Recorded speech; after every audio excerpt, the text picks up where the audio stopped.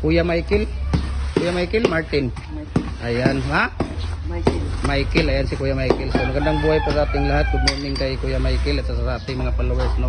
Ito si Kuya Michael, tatanungin lang natin saglit kung anong ayan, nahulog yung ano niya. Ilang karatilya na buhangin mo dito, Kuya? 5. Ilang sakong simento? Ilang piraso ang palabas mo? 150. Tapos yung ano mo, molasses mo?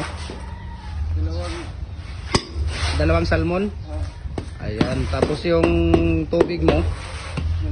2 timba? Ayan, 2 timba ang palabas. Tapos ilang piraso ang palabas mo? 140 po. Ayan. Dahil ang ano ni Kuya Michael ay malaki yung ano niya, karatilyan niya. Kaya ang ano niya dito is 5 lang. 5 piraso lang po, 5 karatilyan lang po ang buhangin niya dito, no? Dahil sa karatilyan na ay malaki. Ayan. So kita mo yung katawan ni Kuya Michael, lalaki ng katawan. Ayan, no? Ayan, so yun yung pa ano natin kay Kuya Michael sa ano niya.